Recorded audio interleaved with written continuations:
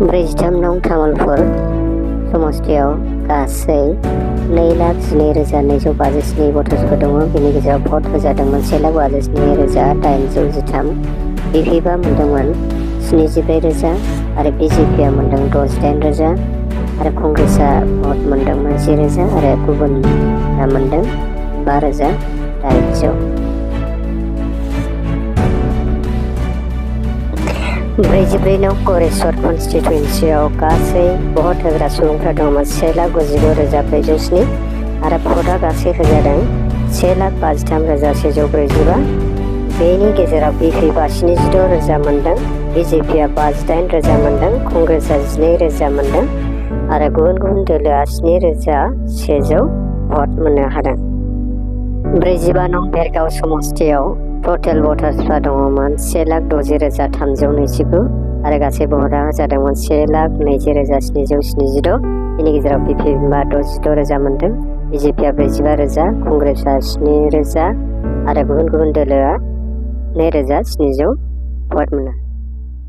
46 नं उदालगुरि कन्स्टिटुएन्सियाव टटेल भटार्सफ्रा दङमोन 1,69,232 आरो कास्टिं भटआ जादोंमोन 1,15,924। बेनि गेजेराव बिपिएफआ 75,000 भट मोननो हादों, बिजेपिआ 30,000 भट मोननो हादों, कंग्रेसआ 8,000 भट मोननो हादों आरो गुबुन दोलोनि पार्टिया 2,900 भट मोननो हादों। 47 नं माजबाद कन्स्टिटुएन्सियाव गासै भट होग्राफोरनि संख्या दङमोन 1,82,241 आरो कास्टिं भटआ जादोंमोन 1,41,073। बेनि गेजेराव बिपिएफआ 78,000 भट मोननो हादों, बिजेपिआ 38,000 भट मोननो हादों, कंग्रेसआ 20,000 भट मोनदों आरो गुबुन दोलोनि सुबुंफ्रा 5,000 भट मोननो हादों।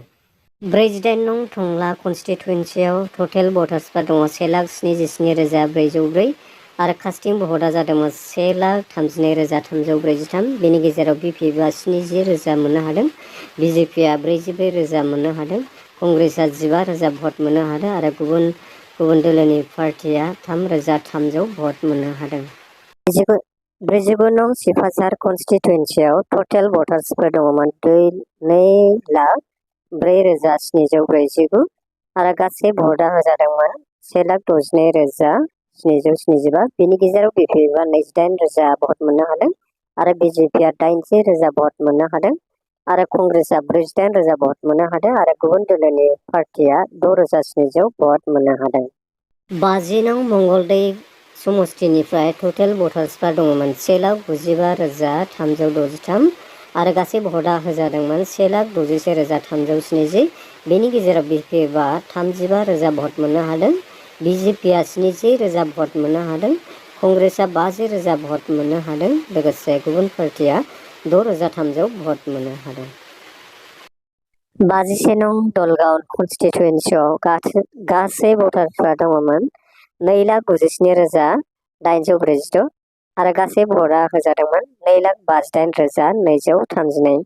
बेनि गेजेराव बिपिएफआ 90,000 भट मोननो हादों, बिजेपि दोलोआ 30,000 भट मोननो हादों आरो कंग्रेस दोलोआ 1,35,000 भट मोननो हादों आरो गुबुन दोलोनि पार्टिया 3,200 भट मोननो हादों। 31 नं रङिया कन्स्टिटुएन्सियाव टटेल भटार्सफोर दंमोन 2,07,588 आरो कास्टिं भटआ जादोंमोन 1,64,588।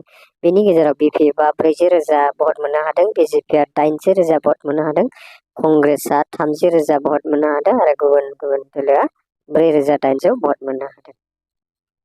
32 नं कमलपुर कन्स्टिटुएन्सियाव गासै टटेल भटार्सफ्रा दंमोन 1,80,789 आरो गासै भटआ होजादोंमोन 1,46,239। बेनि गेजेराव बिपिएफआ 35,000 भट मोननो हादों, बिजेपिआ 80,000 भट मोननो हादों आरो लोगोसे कंग्रेसआ 25,000 भट मोननो हादों आरो गुबुन पार्टिया 6,200 भट मोननो हादों। थ' लोगोफोर बेनोमोन जाहैबाय 4 नं दरं उदालगुरियाव एग्जाम्पल बायदियै बेबायदिनो गासै दरं उदालगुरियाव गासै 17टा समस्ति दङ।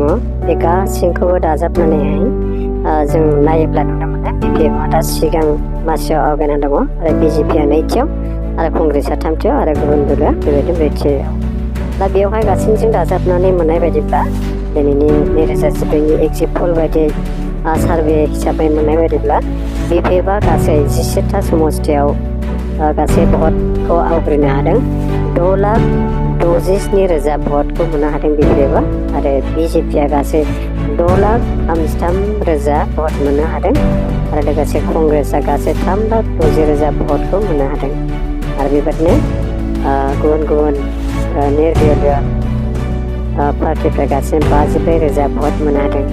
थ' लोगोफोर बेनोमोन माने दिनैनि दरं आरो उदालगुरि जे एग्जिट पलाव ओंखारनाय बे एग्जिट पला अबस्से माने बेयो सैथोबो जाजोबद्रायाबो जानो हागौ। खिन्थु जुदियोबा बे एग्जिट पलनि दिन्थिनाय बादियै जुदि बेबायदिनो अंक'आव फैयोब्ला निस्सय BPFआ देरहासार जानायनि लामायाव दंसै। थ'